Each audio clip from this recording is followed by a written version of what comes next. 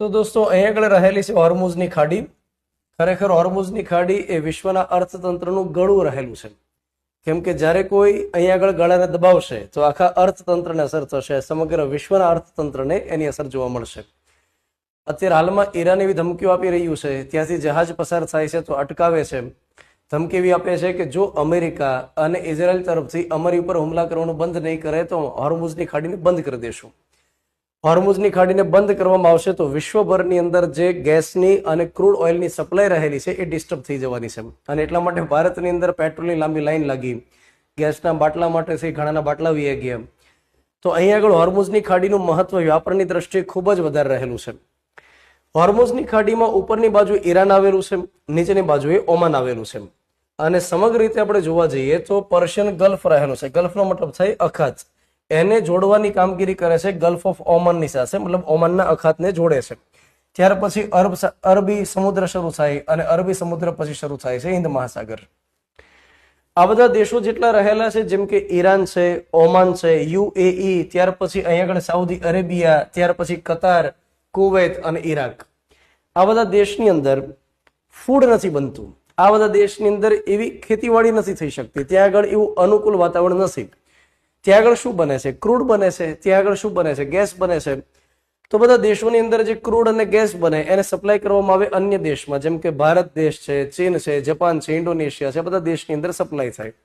અને એ બધા દેશની અંદર જે ફૂડ બને છે એની સપ્લાય ક્યાં આગળ થાય? અરબના કન્ટ્રીઝમાં થાય છે. એવું અનુમાન રહેલું છે કે વિશ્વભરની અંદર જેટલું ક્રૂડ ઓઇલ સપ્લાય થતું હશે એમાંથી લગભગ 20 થી 25% ક્રૂડ ઓઇલ આ વિસ્તારમાંથી પસાર થઈને નીકળે છે. અને એ જ રીતે જેટલો ગેસ સપ્લાય થાય છે, નેચરલ ગેસ, એમાંથી લગભગ 20% જેટલો ગેસ હોર્મુઝની ખાડીમાંથી પસાર થઈને નીકળે છે. જેમ કે ભારત દેશ સૌથી વધારે ક્રૂડ ઓઇલ ક્યાંથી ખરીદે છે? ભારત દેશ રશિયા પાસેથી ખરીદે, સાઉદી અરબ પાસેથી ખરીદે, ઈરાકની પાસેથી ખરીદે, ત્યાર પછી કુવૈત, કતાર જેવા દેશની પાસેથી ખરીદે. ભારતે ઈરાનની પાસેથી ખરીદવાનું બંધ કર્યું છે, કેમ કે અમેરિકાનું પ્રેશર હતું. આમ કહેવા માટે ભારત દેશ એક રીતે સાર્વભૌમ દેશ રહેલો છે, પણ ખબર નહીં અત્યારે હાલમાં સાર્વભૌમત્વને શું થઈ ગયું છે. પણ ઈરાનની પાસેથી ભારત એ રીતે ખરીદતું નથી હાલમાં.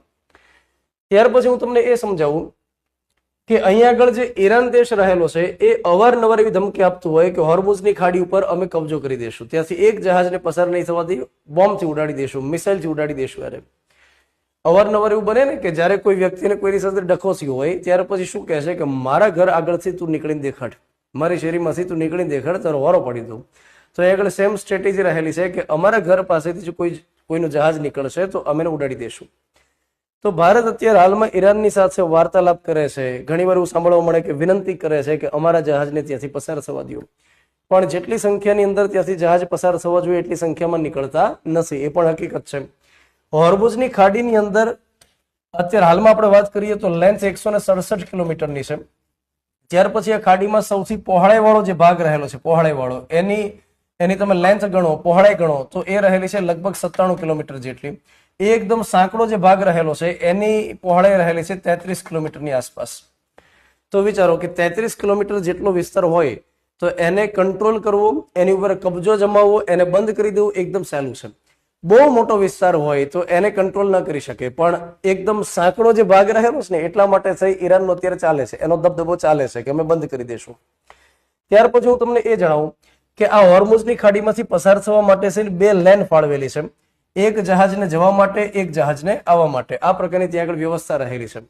આંતરરાષ્ટ્રીય કાયદો તો એમ કહે છે કે જ્યારે આ પ્રકારની કોઈ ખાડી હોય એની ઉપર કોઈ એક દેશનો એકાધિકાર નથી હોતો, એ તમામ માટે હોય છે. જેમ કે કોઈ કોમન ચાલવા માટેનો રસ્તો હોય એની ઉપર કોઈ કબજો ન જમાવી શકે, પણ અહીંયા આગળ આંતરરાષ્ટ્રીય નિયમો થોડા ઈરાનને કોઈ સમજાવશે.